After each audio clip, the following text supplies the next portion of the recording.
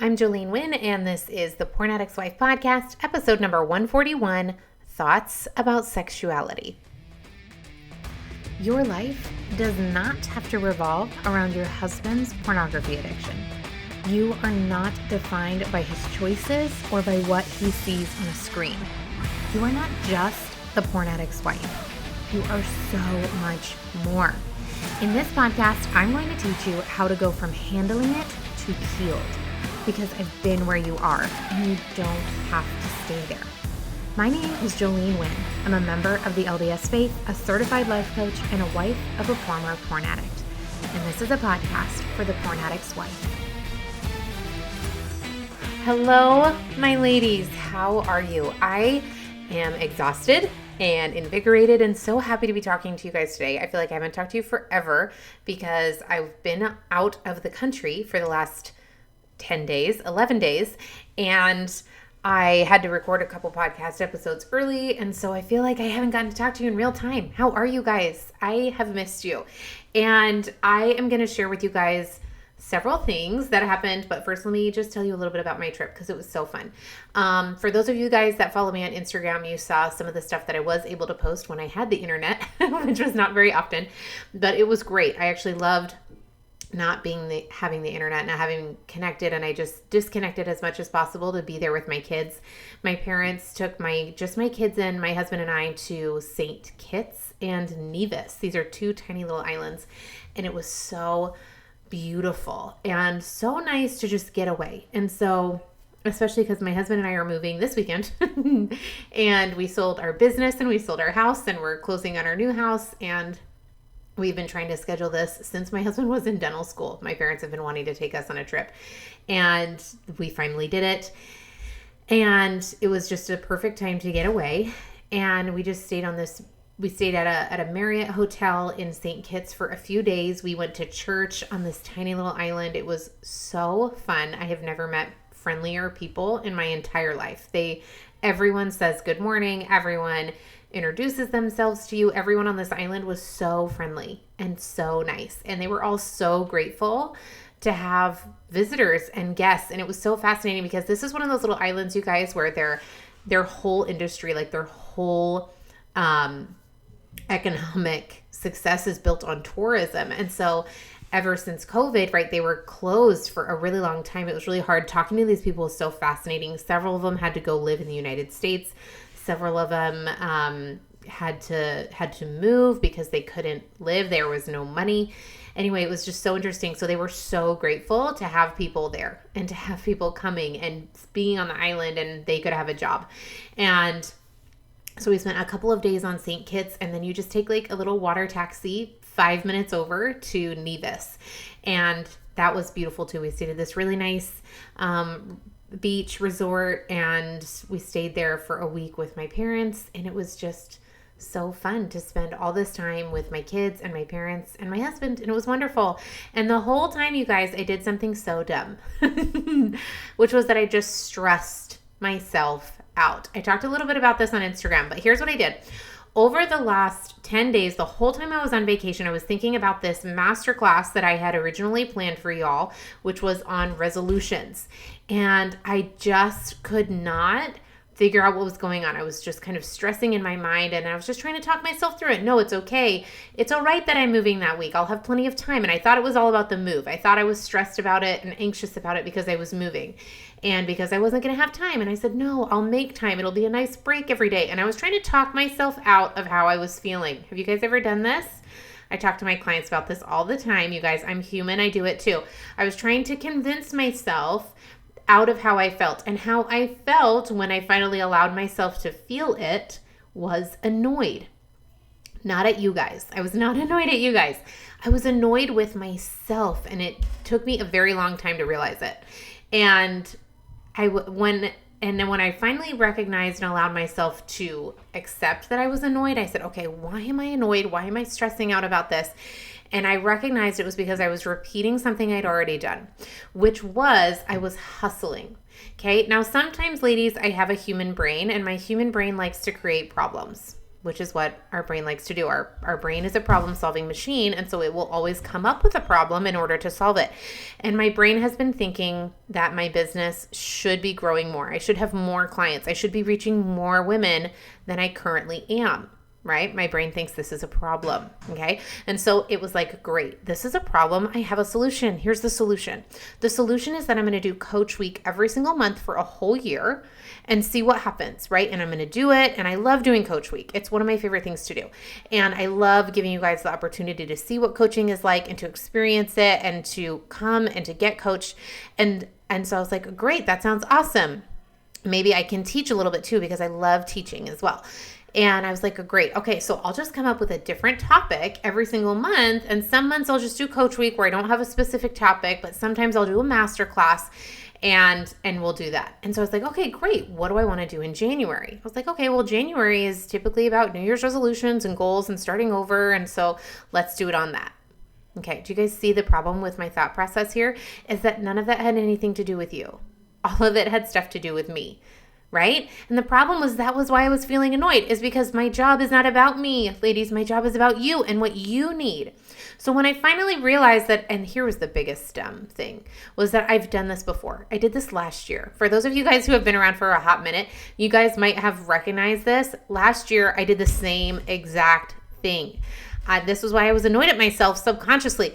And last year I was like, great, my word for the year is intention. And I'm going to create a new class every single month for last year where I'm going to teach a different topic, intentional spirituality, intentional whatever, right? And I started doing it and it was the same thing. It felt so wrong. And so I stopped doing it. Okay. Now the beauty of running my own business is that I get to do that and I get to make these decisions. But also I have nobody to keep me in check when I do dumb stuff like this. I have to keep myself in check, which I'm pretty good at, but sometimes it takes me a minute. So that's why I was annoyed at myself, was because one, I had done this before, and two, this wasn't about you guys, it was about me. So when I finally figured that out, I thought, okay, what is it that they need? What is it that my clients struggle with? What is it that my podcast listeners struggle with? What are the emails I get, the messages I get? How can I help them? What are they struggling with? And I have the answer, because this is something I've been working on for years. I've been coaching for years. I struggled with this myself, and the answer is sexuality. One of the biggest struggles the wives of porn addicts have is feeling confident in their sexual relationship with their husband, and this is for so many reasons. So many reasons. And we'll go into some of it today. But this is one of the biggest factors. And so I thought, you know what? I'm going to cancel my resolutions class, and I'm going to do a class called Confident Sexuality. And so that's what I'm doing. There is no resolutions class. I'm postponing it. I already sent out emails about it. So there's no resolutions class coming this week, but we are going to do a class called Confident Sexuality. And I am so excited to teach it. So I want to invite you guys to join me. Okay. You can go to my website, jolenewind.com. You can go to the Coach Week tab. You will see it there. It's already live. You can go register today. It's $19. And I'm going to do a 4-day master class with coaching on how to become confident in your sexual relationship with your spouse, even if he is still watching pornography. Okay. There are so many issues. Let me go into the details and then we'll go into that. Okay. The details are, it's going to be February 13th through the 16th at 2 p.m. Eastern every single day. Just in time, ladies, for Valentine's Day. That is why I'm doing it this week. I want you guys to have an amazing Valentine's Day, and I want to help you do it. And the reason that you're not having a great Valentine's Day is not because your husband's watching porn. It's because of the insecurities that come up when he wants to touch you. It's because of your own reservations, because of your thoughts, because you can't stop thinking, is he thinking about somebody else? Is he thinking about something he's seen? Is he just doing this because he was triggered today? Is he doing this because X, Y, and Z? Maybe if I lose weight, maybe if I put out more, maybe if I buy new lingerie, then maybe he will stop, right? All of these thoughts, if you guys have anything like this, or even if if you think your sexual relationship is fine, but you don't feel as confident as you want to in that relationship, I want to really encourage you guys to come up and sign up for this class. This topic, ladies, is something that I coach my clients on probably more than anything else. Body image, physical insecurities, physical intimacy. I have individual video modules on all of this inside my coaching program. And we spend so much time coaching on this because this is one of the biggest things that gets hit, because our brain thinks that pornography and sex are linked. And when our brain thinks that, it's very hard to unmangle that, to disentangle it. Okay. And that's what I want to help you do in this class. So again, you go to my website, jolenewind.com, go to the Coach Week tab, and you can sign up today. And I want to really encourage you guys to do that right away because this class is going to fill. It is going to be a full class, and I want to get each of you guys the opportunity to get coaching. Okay. So I am so excited to teach this. I can't wait to see all of you there. And I think one thing that I'm going to do that's going to be pretty fun I'm going to leave that a surprise. Cliffhanger. Okay, come to the class and I'll tell you something fun that I have for everybody that comes, okay? All right, today though, let's talk about thoughts about sexuality. Now, I want to preface this with, if you guys have not listened to, I think it's episode 74 or around there. I did a podcast episode called His Pornography Addiction Is Not About You or Sex, and I would encourage you to just pause and go listen to that. That really breaks down the connection that we often have between sex and pornography. Because even though pornography is sexual, it is not about sex. And even if you understand that intellectually, I even had a client last week on a call, and she's been in my program for months, and she didn't even realize that she had a connected thought in her brain where she was thinking that, you know, maybe if she approached their sexual relationship in a different way, then somehow it would change his behavior toward pornography. Right? Now, the more you think that, the more it's just going to perpetuate in your brain. And our brain really likes that thought. It's a very tempting thought to keep because then it gives us this false idea of control. Because then there's something we can do about it. If pornography is about sex and you are the one that is the sexual partner with your spouse, then maybe there's something you can shift. Maybe there's something you can change to make you more desirable, to make him turn to you instead of turning to porn. You guys ever thought this? The problem with this thinking is that he is not turning to porn for sex. He turns to you for that, okay? Even if there's masturbation involved. Ladies, I understand that our brain logically wants to connect the two, but I really want to encourage you guys to go listen to that. You can also go listen to the episode I did on buffering. It's called buffering. I don't know what episode number it is. I'm sorry. But if you go listen to the one on buffering, it will give you a better idea of what I'm talking to you guys about now, which is the reason that we do anything in our lives is because of how we feel. If I feel stressed, I eat. If I feel anxious, I eat. If I feel bored, I scroll social media, right? The way that we feel, we take action because of how we feel, right? Your husband is not watching porn because he feels desire for you. When he feels desire for you, that's when he initiates intimacy, okay? He is using porn as a buffer or a way to distract himself from a negative emotion. Even if this is all subconscious, you guys, he doesn't probably know that he's doing this, okay? He might feel bored. He might feel stressed. He might feel anxious.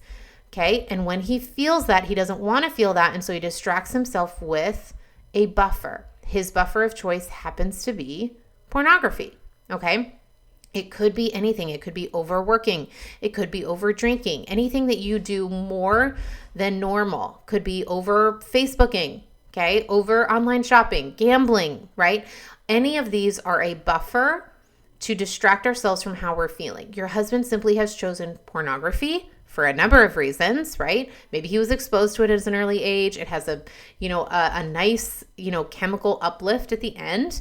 It is free. It is easily accessible, right? There are so many reasons why pornography might be the buffer of choice, right? So that's just his buffer of choice.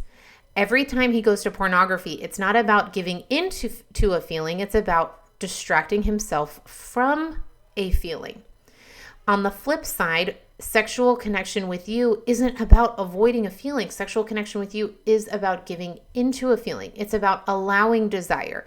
When he feels desire for you, he interacts with you sexually in a different way and pursues a sexual relationship with you because he wants to allow that. He wants to give into those feelings. Do you guys see the difference? Now, again, go listen to the buffering episode and the His Pornography Addiction Is Not About You episode, and I go deeper into those. But I wanted to start with this because it's really important, because what our brain thinks is that there is a connection between pornography and sex, and we need to start breaking that in your brain, okay?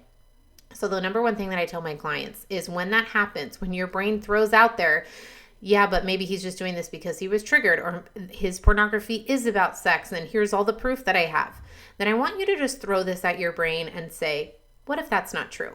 This is what I tell my clients. I say, throw a wrench at your brain.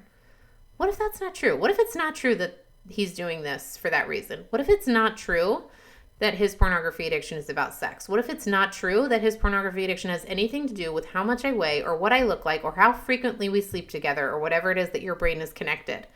Okay? All right. Stay with me. Hold on to that, because I want to talk to you guys today about the thing that I see women do so frequently. Okay?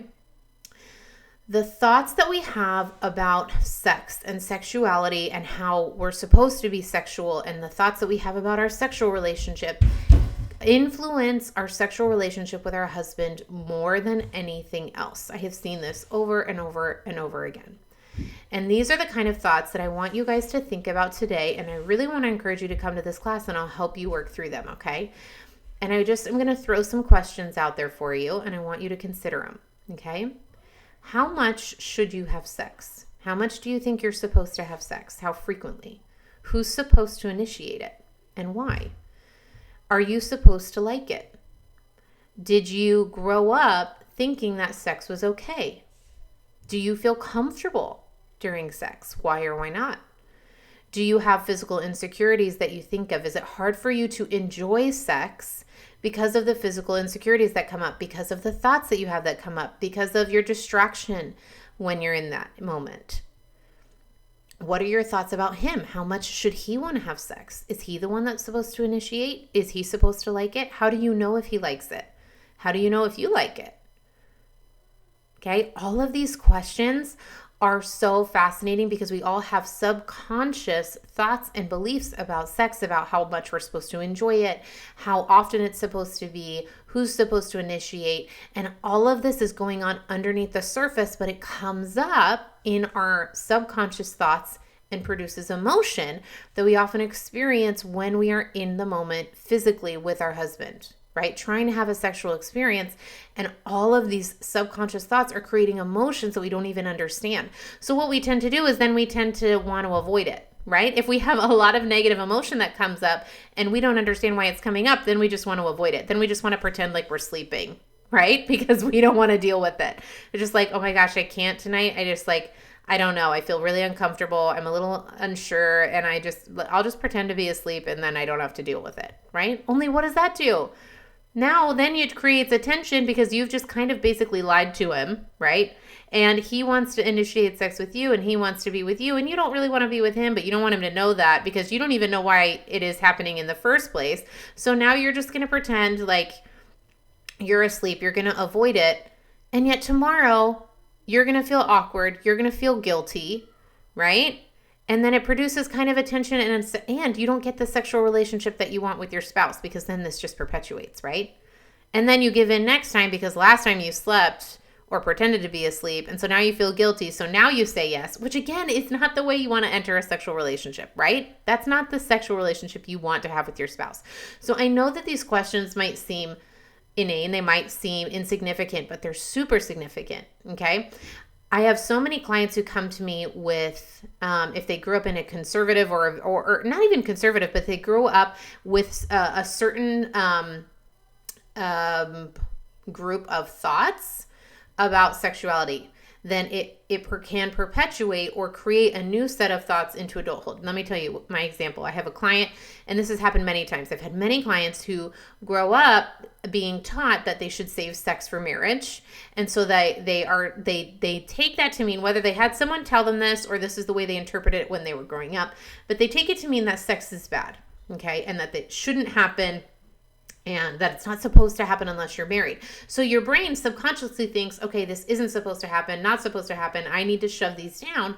But then they get married, and all of a sudden, oh, these feelings are okay, and here's the person you're allowed to do things with, even though for the last however many decades, you've been told no, right? And so that's a flip that your brain is not very good at just turning on and off. Okay, especially if your brain then interprets it that sex is bad, and then all of a sudden it thinks that sex is good, or is taught that sex is good, but it still feels like it's wrong or bad, then you're trying to talk yourself out of how you're feeling, right? Just like I was trying to do and it doesn't work.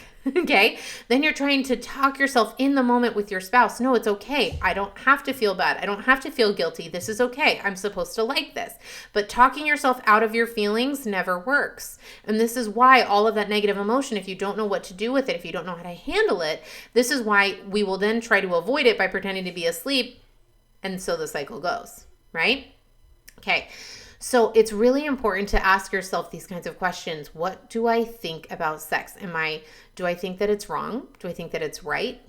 Do I think there's a certain here's the other fascinating one is, do I think he should initiate? I think a lot of women think that the men should initiate. I've had many clients, I'm thinking of one in particular, who said, I'm the one that's always initiating. And I was like, great, what's the problem? She's like, well, I want him to. I was like, that's fine, but why? And she just had this thought that he was supposed to initiate more. And I was like, what if you just always initiated? Why do you think that's a problem? And she had some subconscious thoughts that came up like, well, he should want to initiate more. And if he doesn't, then it means that he's not interested, right? Our brain then wants to make it mean something. Do you have thoughts about how often it should be? I should have sex with him more. Think about how often you guys have sex. Do you think it should be less? Do you think it should be more? Do you think that you should always say yes? And if so, why or why not? Right? There are so many women that think I don't want to have sex, but I think that I should because I'm afraid if I don't, then he'll turn to porn. You guys see that sneaky little thought? That's a sneaky little thought that is connecting your sexual relationship with your husband's pornography use. They are not connected. They are completely separate. You saying no to your spouse has nothing to do with him going and turning to pornography, okay? You can't take on that responsibility because if you take on responsibility for his inaction, you also have to take responsibility for his action. You are not part of the solution and you're not part of the problem. Our brain really wants to be part of the problem so that then we can solve it. If we're part of the equation, then maybe there's something we can shift so that we can produce a different answer at the end, produce a different result. But no, it's not it. You have to let go of his result, of his actions, and allow him to take responsibility for his actions. And you have to learn how to let go. It's very difficult, easier said than done, but I will teach you how to do it. You come to this class and I'll help you break up with this lie that somehow our sexual relationship is connected with his pornography. Now, there is something that I want to dive into today with thoughts about sexuality is, again, this is all about your thoughts about sexuality, how often it should happen. Do I like it? Yes or no? I would really encourage you guys to do a thought download. If you guys don't know what that is yet, all it is you get out a blank sheet of paper and I want you to write down all of your thoughts about sexuality. That's it. And no filtering and no second guessing and no judging. And if you guys do this, bring it to the class. I would love to help you work through some of these thoughts because some of them you might know that you have and some of them you might be surprised. Once you start writing, you might just start writing things down that you didn't even know that you thought, especially if you answer all of the questions. If you go back through this episode and you answer all the questions that I keep asking, even just throwing them out there, you might be surprised by what your answers are. Okay? So one of the things that I want to dive into now is that there's one main reaction that I see to the sexual relationship when pornography is involved. And it typically comes because, again, women have this connection of maybe there's something I can do, or they feel really insecure, right? Because of the pornography addiction or their thoughts about the pornography use, right? And so they do one of two things. This is the main thing that I see. One is the reaction is they go all or nothing, but they go either all ultra feminine, right? Hypersexualized, or they reject the feminine and start to not behave more masculine, but they reject the hypersexualization of anything that might remotely look like pornography. Okay. They don't wear, and I'm going to dive into both of those. Okay. So let's talk about this one first, of the rejection of the feminine. Okay. It might look like refusing to wear lingerie, right? It might look like wanting to initiate or taking a more dominant role in the sexual relationship. Now, one of the things that's super fascinating about this reaction is both of these reactions are out of a desire for control. This one, the rejection of the feminine or anything that even remotely resembles pornography, often stems from thoughts about the sexuality of sexualization in pornography, right? And how it has to do with emphasizing the female figure and the lingerie or the nudity involved, right? And they want to reject anything that looks even remotely or even resembles pornography. And in order to do so, their brain says, okay, if that's what pornography is, if pornography is the hypersexualization and it looks like this, I don't want anything to do with that. I don't want him to think about that. I don't want to think about it. I don't want to have any connection with it. So I'm going to go over here on this end of the spectrum instead. You guys follow me? And this end of the spectrum might look whatever it looks like to you. Maybe it's wearing a baggy t-shirt to bed. Maybe it's never wearing lingerie. Maybe it's completely turning off from sex. Maybe it's you being the more dominant one in the bedroom, right? And that is out of a desire for control because I don't want this because of how it makes me feel. And so I'm going to go over to this end over here because I feel more in control. I can't control what he does and what he looks like or what he looks at, but I can control me. So I'm going to control me and I'm going to control how I show up and I'm going to control this and I'm going to go on this end of the spectrum so that I don't have to feel whatever it is that I feel when I think about being connected to the ultra feminine end of the spectrum. Do you guys follow me? I know this is stay with me, ladies, okay? It is a rejection of the ultra feminine because it's a desire for control. Okay? But on the flip side, I have seen just as many of my clients do the opposite, where they almost try to become I don't know how else to say it, but they kind of want to become their husband's own personal porn star. Right? And they may not use those words, but that's kind of the idea. It's okay, he is really into this ultra feminine, ultra sexy. Maybe I can become that too. But again, this is a really sneaky thought that sounds really nice, but it's all out of an attempt to change his behavior. Again, it's out of control. Okay? Maybe if I am what I think he wants, what I think he looks at, then he'll stop looking at that and he'll start paying attention to me more instead. And he'll turn to me instead of turning to other women or turning to pornography. Do you guys see this? However, the lie in here, the false belief is that his pornography is that he's turning to pornography because of sex. Ladies, that's not true. That's just the connection that your brain has and the only control your brain has. And so it's instead of rejecting it, like going into the more masculine, more dominant, the rejection of the ultra feminine, it wants to emulate the ultra feminine. So you buy a lot of lingerie, or maybe you put out more, or maybe you look into trying different things in the bedroom. And those are all fine things if they are genuinely from you and you're doing them because you want to. But most of the time, what I'm talking about, I'm not talking about putting on lingerie because you want to. I'm talking about, okay, maybe if I wear this, maybe if I buy this, maybe if I change my hair, maybe if I change this and this and this about me, or how frequently we do this, or maybe if I'm more adventurous, or maybe if I, do a boudoir photo shoot, or whatever it is, whatever I think is ultra sexy and ultra feminine, maybe if I do that more, then he will go watch pornography. Maybe that will fill whatever it is that he's lacking, so he won't go turn to that instead. Have you guys ever thought this? Okay, that's what I'm talking about. Again, there's nothing inherently wrong with wearing a baggy t-shirt to bed or inherently wrong with wearing lingerie. I happen to love both of those things, okay? Nothing wrong with either one of those, but I want you to look at why you're doing it. Okay. Again, what I see so often is this rejection because pornography is such an ultra feminine hypersexualization is that our brain will then have one of two reactions. One is to emulate it and the other is to completely reject it. Okay.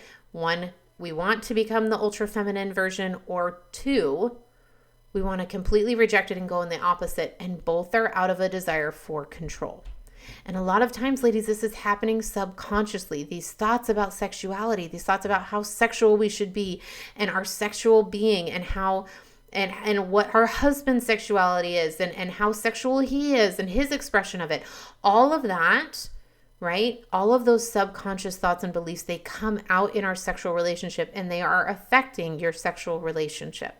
So again, I want to encourage you guys today to get some thoughts down on a piece of paper. And I really want to offer and encourage you guys to come sign up for this class, Confident Sexuality, because I'm going to teach you even more about this and I'm going to help you work through all of these thoughts. I'm going to help you start disconnecting that belief in your brain that porn and sex are connected, that somehow your husband's pornography addiction has something to do with you because you're lacking, because you're not enough, and that there's something you can do to change it, because that is a lie. And then I'm going to teach you how to begin not only breaking up with that connection, but also I'm going to teach you how to overcome the physical insecurities and vulnerabilities that you have so that you can start experiencing your sexual relationship confidently. Ladies, the best work that I have done in overcoming my husband's pornography addiction, one was with sexuality, with our sexual relationship, and two was with my personal body image to become confident. When I was able to work through all of my insecurities, my physical insecurities, I was able to show up in our sexual relationship in a way that I didn't even know was possible. And I want to teach you how to do it. So again, I want to encourage you. The class is February 13th through the 16th, just in time to have an amazing Valentine's Day. And I want to encourage you. It's just $19. You can go to my website, jolenewind.com, go to the Coach Week tab. You can sign up today. And I can't wait to see you there. Sign up today. This class is going to fill. I can't wait to see you. I want to help you. I love you, ladies. I have missed you.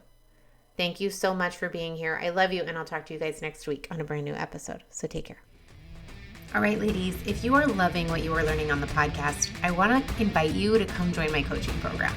This is where we take it to the next level, and we actually start applying and learning the how of moving forward.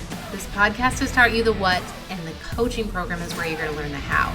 This is where you learn how to actually start moving forward, process all of that pain that you feel, and let it go once and for all.